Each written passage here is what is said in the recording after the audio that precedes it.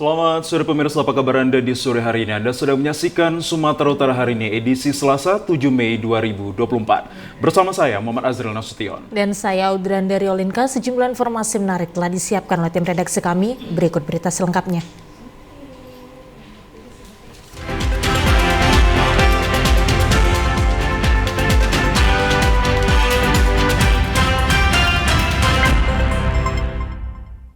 Pemirsa, di informasi yang pertama diduga terjadi hubungan arus pendek di kawasan padat penduduk 6 rumah semi permanen ludes terbakar. 11 mobil pemadam kebakaran diturunkan untuk menjinakkan si jago merah.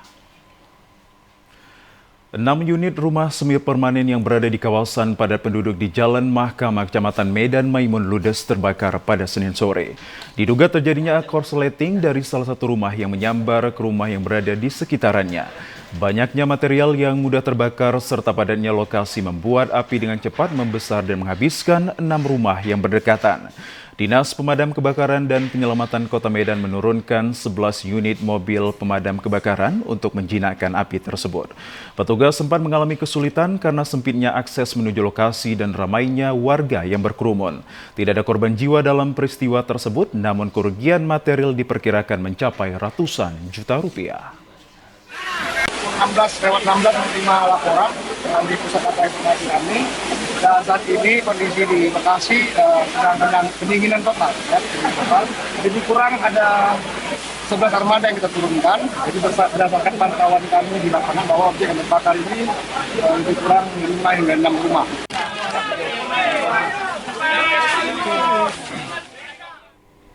Satu unit bengkel dan 6 unit rumah di Kota Padang Sidempuan ludes terbakar. Kebakaran ini dipicu akibat percikan api dari salah satu bengkel. Kebakaran hebat yang melanda 7 unit bangunan yang berada di Jalan Imam Bonjol, Kelurahan Padang Matinggi, Kota Padang Sidempuan terjadi Senin siang. Kebakaran ini bermula saat seorang pekerja bengkel tengah melakukan pengelasan di dalam bengkel.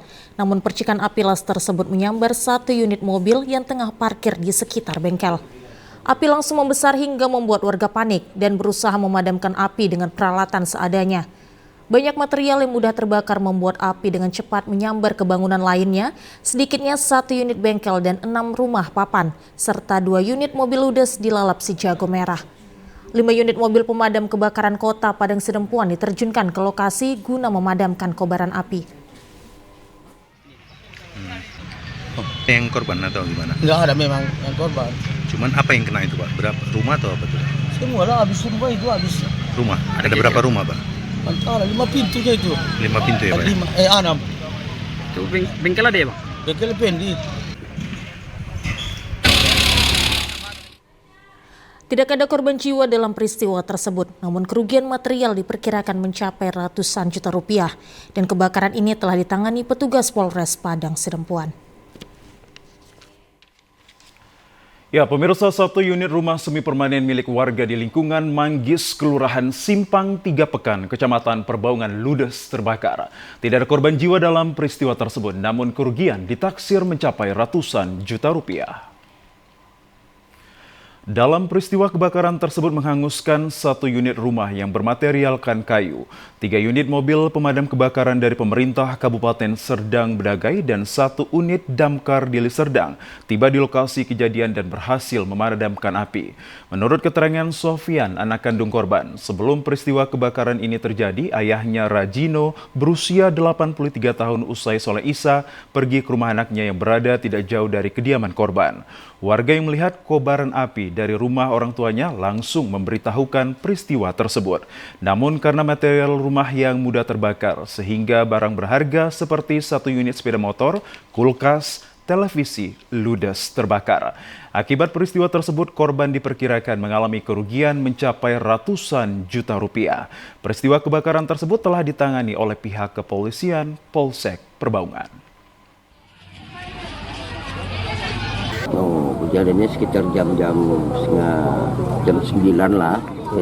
Warga melintas, nampaknya lah api mulai ada api, percikan api gitu. Jadi mendapatkan informasi itu dari warga? Dari warga lah, warga lagi melintas. Saat itu api udah besar? Wah, udah mulai lah marak-maraknya ya kan.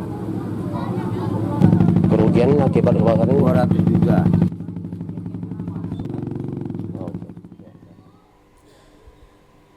Cuaca ekstrim disertai angin kencang dan hujan yang terjadi pada sore kemarin Jalan Lintas Sumatera Sipoholon kilometer 10 menyebabkan sejumlah pohon tumbang dan tiang listrik ambruk hingga ke bahu jalan. Angin kencang disertai hujan yang menerjang di Desa Sipahutar, Jalan Lintas Sumatera menyebabkan pohon tumbang serta tiang listrik ambruk melintang ke bahu jalan, namun masih dapat dilalui kendaraan. Beruntung saat kejadian tidak ada korban jiwa ataupun kendaraan yang tertimpa tiang listrik. Menurut sejumlah warga yang bermukim di sekitar lokasi kejadian mengatakan, peristiwa robohnya tiang listrik tersebut sempat membuat warga panik, di mana saat kejadian terjadi hujan deras serta angin kencang dan petir. Selain itu, dalam peristiwa tersebut menyebabkan satu unit bangunan milik warga mengalami kerusakan akibat tertimpa tiang listrik, namun tidak ada korban jiwa. Untuk pemulihan jaringan listrik pasca cuaca ekstrim, beberapa saat kemudian petugas PLN unit Tarutung turun ke lapangan untuk melakukan perbaikan jaringan listrik untuk kembali normal. Terima kasih. Situasi terkini akibat dari hujan dan angin kencang, 5 tiang listrik tumbang. Dan PLN dan kami dari kepolisian telah mengurus situasi aman dan lancar. Sementara itu menurut Kanit Gakum Polres Taput Aibtu Balfosi Tanggang menghimbau kepada masyarakat agar selalu waspada saat terjadi cuaca ekstrim, mengingat jalur lintas Sumatera seperti di Tapanuli Utara rawan dan berpotensi mengalami cuaca ekstrim seperti hujan deras dan angin kencang. Kita beralih ke informasi lainnya pemirsa. Pengaturan arus lalu lintas di kawasan Kota Gunung Sitoli dimaksimalkan oleh petugas Satuan Lalu Lintas seiring dimulainya proses pemeliharaan sejumlah ruas jalan nasional serta tingginya aktivitas masyarakat pengguna jalan. Personil Satlantas Polres Nias fokus melakukan pengaturan lalu lintas dikhususkan bagi sejumlah titik ruas jalan berkonstruksi hot mix yang tengah dimulai pengerjaan pemeliharaan oleh pihak Kementerian PUPR melalui Balai Besar Penanganan Jalan Nasional PPK Titik 5 Sumatera Utara. Adapun tahapan pemeliharaan tersebut, kini petugas mulai mengupas lapisan hot mix pada beberapa titik dengan kerusakan sedang dan parah sehingga membentuk lubang jelang pengaspalannya secara permanen. Kondisi ini diawasi petugas kepolisian untuk mencegah terjadinya kecelakaan lalu lintas dan menghindari adanya korban jiwa. Puluhan personil Satlantas yang diturunkan ini juga melaksanakan sosialisasi disiplin berlalu lintas serta penegakan hukum bagi para pelanggar rambu-rambu. Dan akhir-akhir ini beberapa hari ini dari PPK 3.5 Jalan Nasional sudah memperbaiki, sudah mulai mempeta-petakan mana jalan yang akan mereka perbaiki. Dan harapan kita adalah supaya masyarakat bisa mendukung pekerjaan tersebut. Jalan nasional ini dari Jembatan Nowu di Ponorogo sampai menuju Nias Selatan.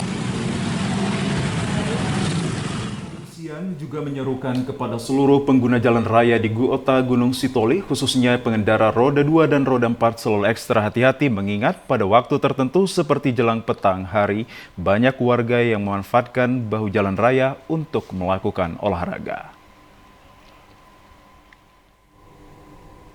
Tes tertulis berbasis komputer calon anggota PPK Kota Medan diikuti sebanyak 706 orang yang dilaksanakan secara serentak di seluruh daerah.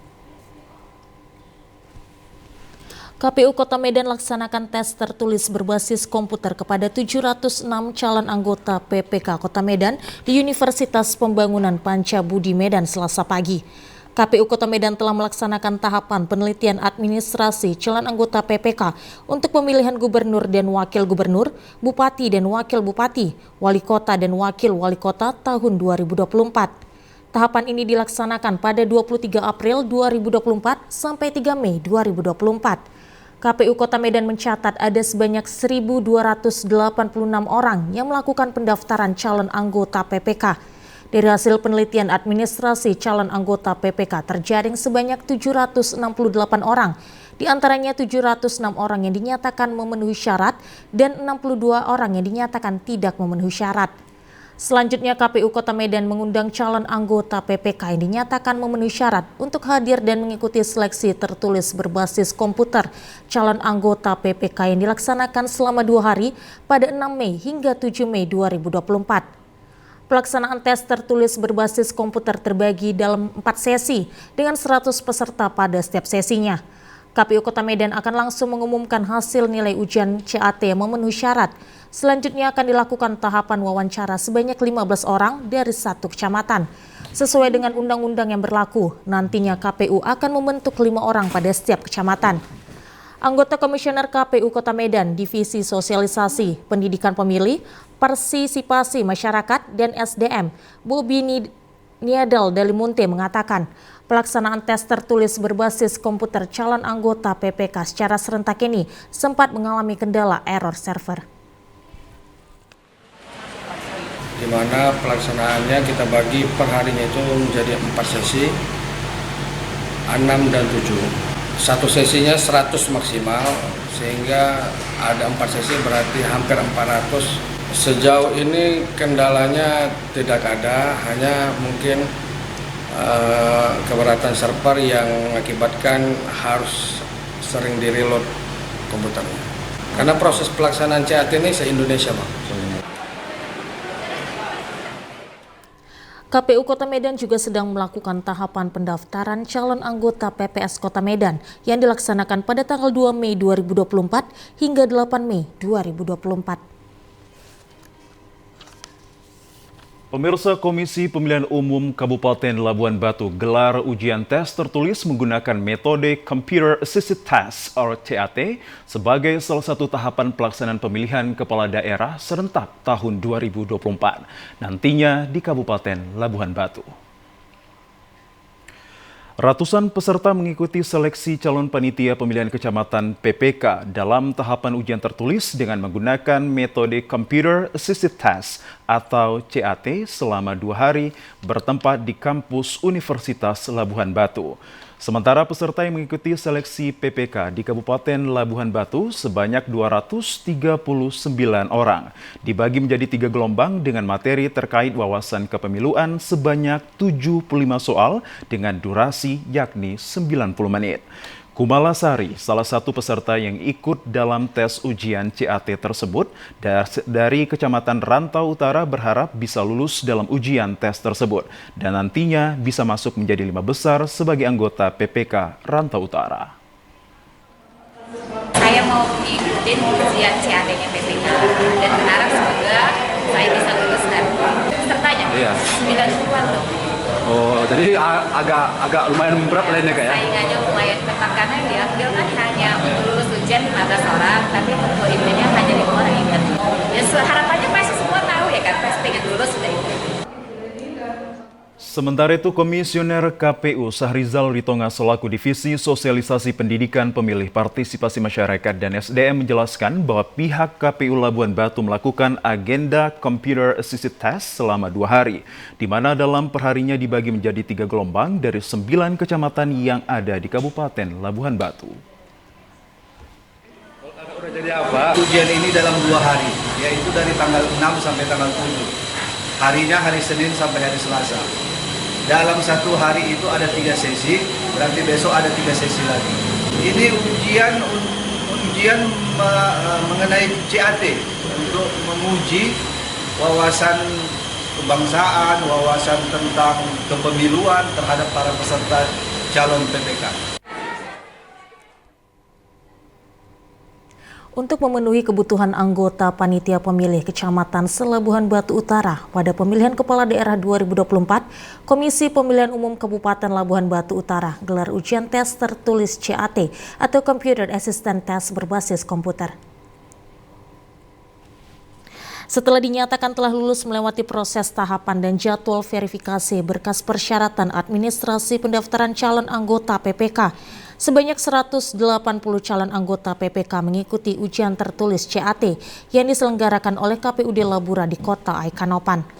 Jadwal ujian tertulis CAT ini digelar selama 2 hari, yaitu dimulai 7 sampai 8 Mei 2024 secara bertahap.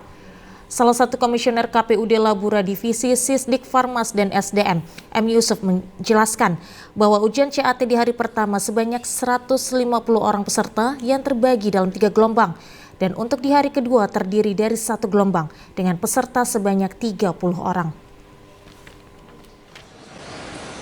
Tulis dengan metode CAT terhadap calon PPK se-Labuan Batu Utara dalam pelaksanaan Pilkada tahun 2024. Untuk hari ini ada 3 gelombang, totalnya 150 peserta. Besok dimulai lagi 1 gelombang untuk 30 peserta. Jadi total selama 2 hari 180 peserta.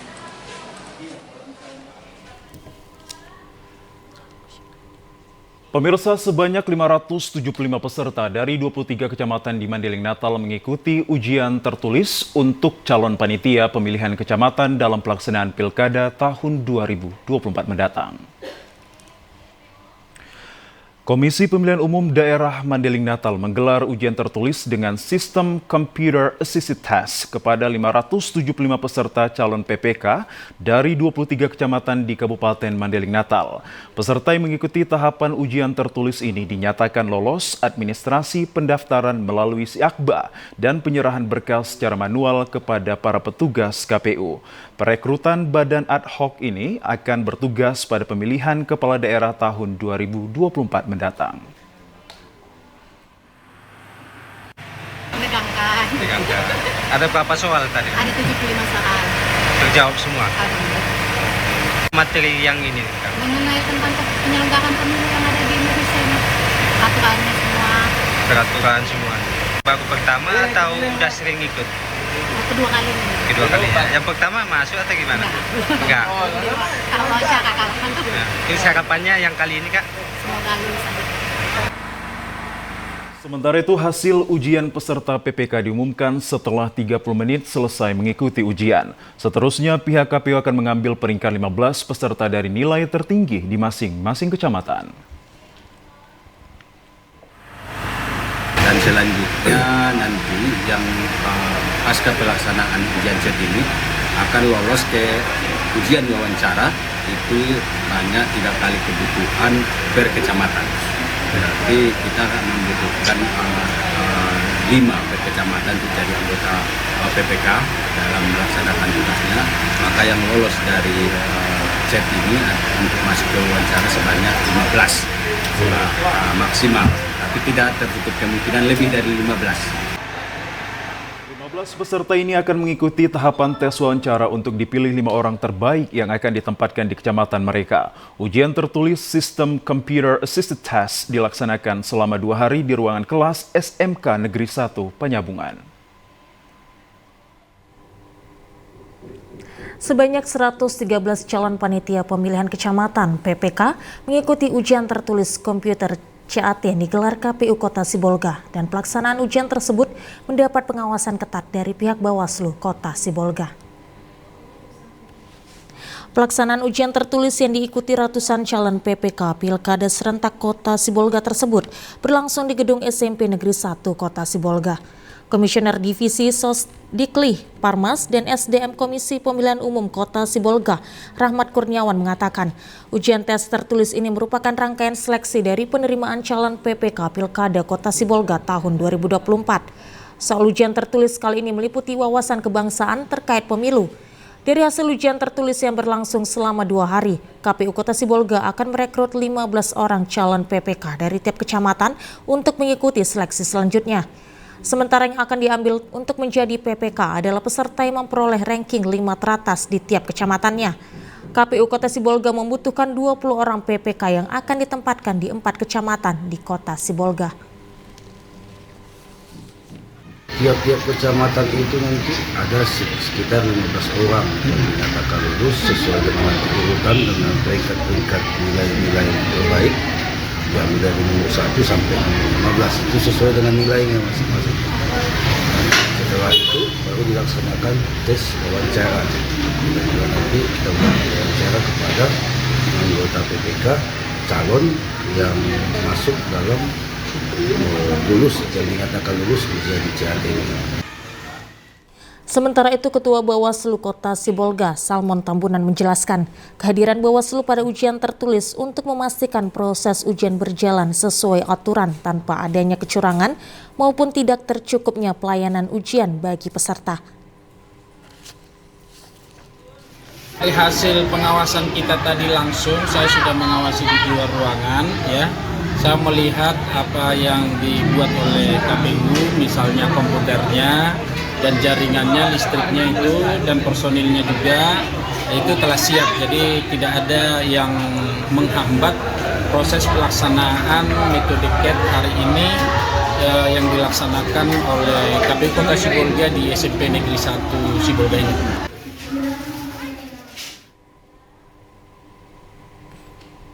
Ya, pemirsa, beragam informasi menarik dan aktual lainnya akan hadir untuk Anda sesaat lagi. Tetaplah bersama kami di Sumatera Utara hari ini.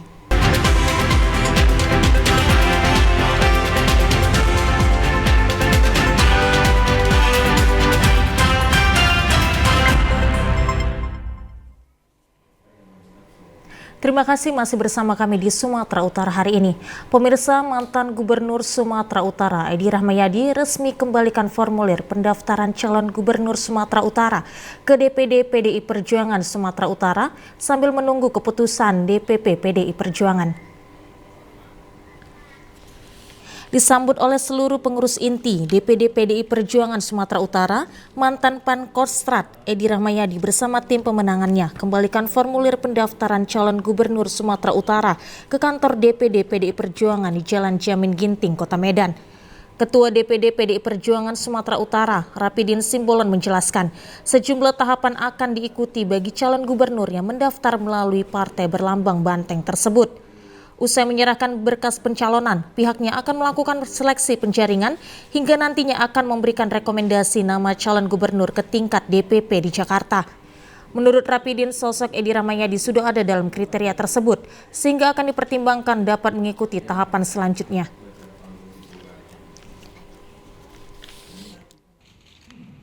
Ini nanti akan kami ajukan ke DPP. Nah, setelah itu DPP nanti akan memanggil para calon-calon ini untuk uji kelayakan. Saya nggak tahu apakah itu nanti dilaksanakan di Sumatera Utara atau di Jakarta. Mantan Gubernur Sumatera Utara Edi Rahmayadi memberikan sepenuhnya keputusan kepada DPD PDI Perjuangan. Dirinya sudah mengikuti seluruh persyaratan untuk mendapatkan tiket maju sebagai Gubernur Sumut. Saya yakin bahwa dengan keberadaan segala kelebihan dan kekurangan saya, tadi sudah disampaikan oleh beliau, tentu saya melamar untuk saya diusung oleh PDIP. Apa? Pemirsa, kami ajak Anda ke informasi lainnya. Sesuai dengan Peraturan Komisi Pemilihan Umum Nomor 2 Tahun 2024, KPUD Labusel melaksanakan peluncuran dan sosialisasi tahapan dan jadwal pemilihan Kepala Daerah 2024 pada tanggal 6 Mei 2024. Selain peluncuran tahapan dan jadwal pemilihan gubernur dan wakil gubernur, bupati dan wakil bupati, serta wali kota, KPU juga menjelaskan tata cara persiapan penerimaan dukungan pencalonan perseorangan bakal pasangan calon bupati dan wakil bupati tahun 2024. Persyaratan untuk calon bupati perseorangan tetap sama dengan tahun 2020, namun ada sedikit perubahan dengan sejumlah terkait seperti KTP yang harus disiapkan calon sebagai syarat untuk maju, yakni sebanyak 22.438 KTP dan sesuai dengan Undang-Undang 10 Tahun 2014 Pasal 41 Ayat 1 maksimal 10% dari jumlah DPT. Sedangkan tahun 2020 hanya 17.618 KTP.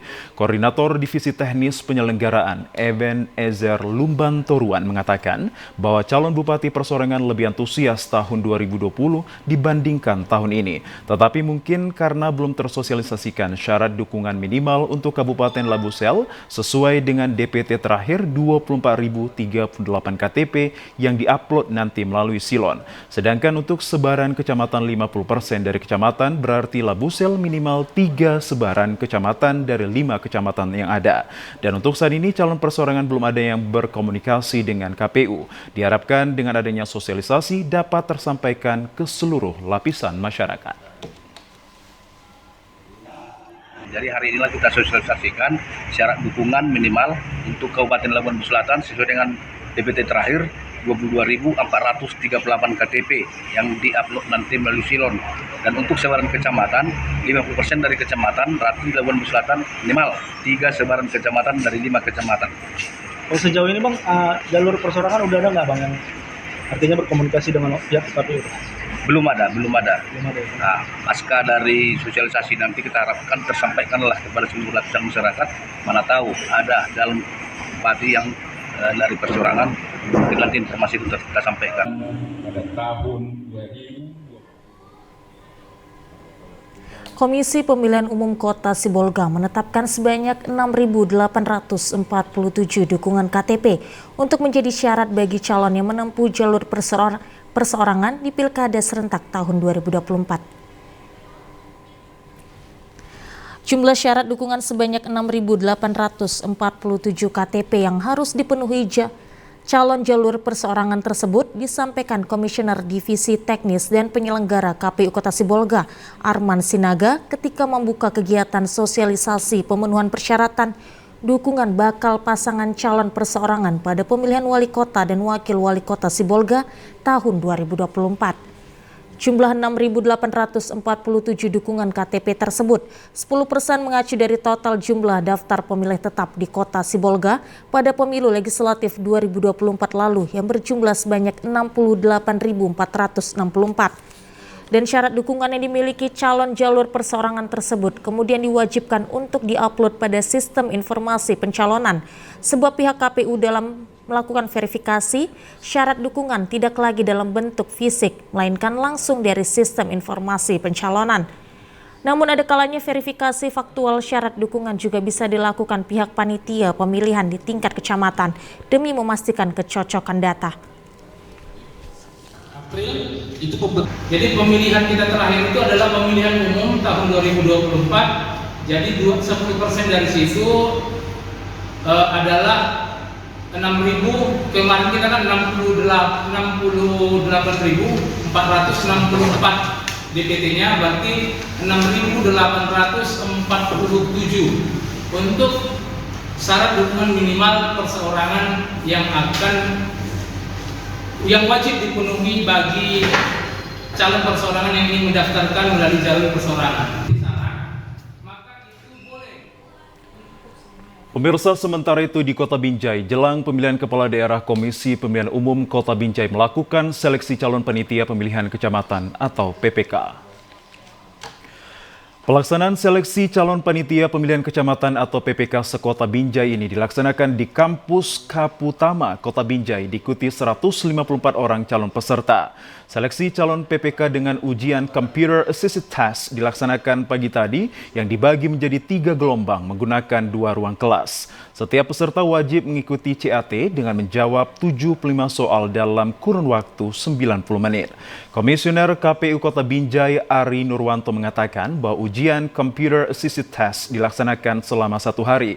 Setelah mendapatkan hasil dengan nilai tertinggi, maka dilanjutkan dengan seleksi wawancara hingga penetapan petugas PPK pada tanggal 16 Mei mendatang. Dari 154 orang calon petugas PPK nantinya akan dipilih 75 orang untuk mengikuti seleksi wawancara hingga ditetapkan 15 orang petugas PPK yang ditempatkan di 5 kecamatan. Benar ada 159 tapi tidak lulus administrasi, itu ada 5 orang, jadi 154 yang hadir yang akan mengikuti ujian. Tapi kita lihat di sesi 1 dan sesi 2 ini juga ada yang tidak hadir. Nah, atau tidak hadir ada 10 orang yang tidak hadir untuk melaksanakan ujian di sesi 1 dan sesi 2. Sementara itu, Komisioner KPU Sumut Robi Effendi mengatakan bahwa pelaksanaan seleksi PPK di Sumut dilaksanakan serentak hari ini bagi wilayah yang telah siap melaksanakannya. Dari hasil pantauan, seleksi Computer Assisted Test ini berjalan aman, lancar, dan sesuai yang diharapkan petugas terpilih nantinya bisa langsung bertugas melakukan pendataan pemilih untuk pilkada mendatang. Agak dipersingkat karena memang di saat yang bersamaan kita sedang mensosialisasikan dan membuka pendaftaran calon perseorangan di masing-masing satker. Kemudian juga kita merapikan KPU Kabupaten Kota yang dana NPHD-nya belum mencukupi di bank penampungnya sebanyak 40%. Pertumbuhan ekonomi Sumatera Utara terkoreksi 0,59%, tidak berkaitan langsung dengan isu-isu global yang berkembang, melainkan pola berulang. Badan Pusat Statistik Sumatera Utara mencatat ekonomi Sumatera Utara terkoreksi sedalam 0,59% pada kuartal 1 2024 terhadap kuartal 4 2023.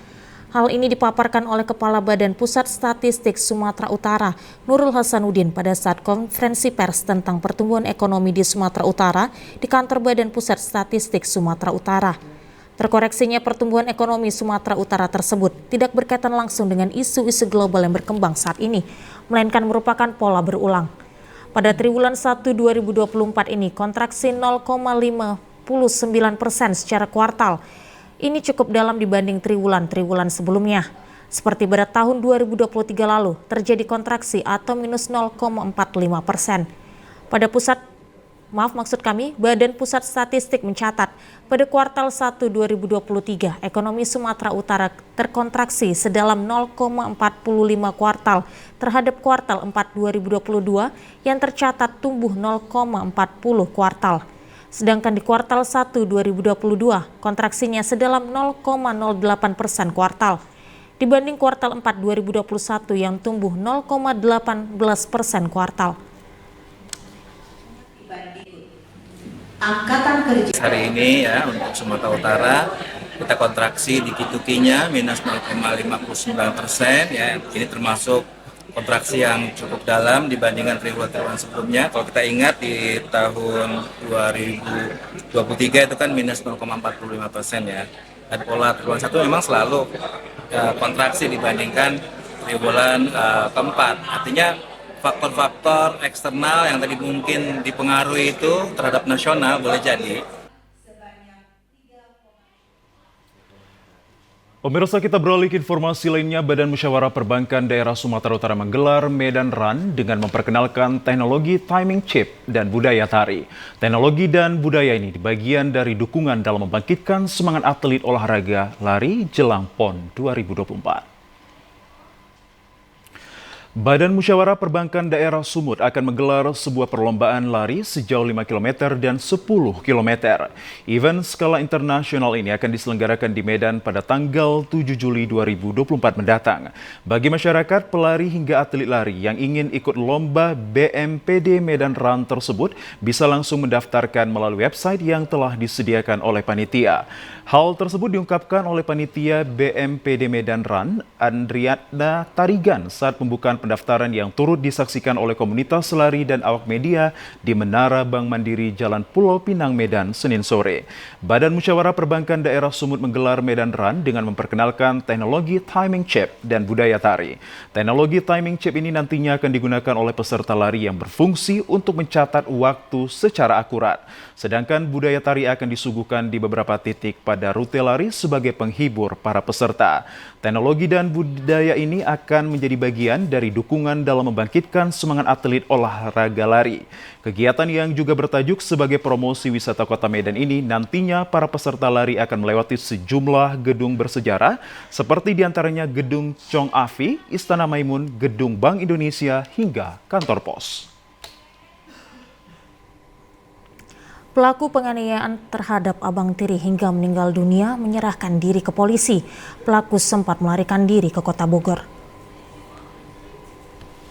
Tidak kuat mengingat peristiwa yang dilakukannya, seorang adik tiri menyerahkan diri ke Polresta Bogor, Jawa Barat setelah menghabisi nyawa abangnya pada Senin 22 April 2024 lalu.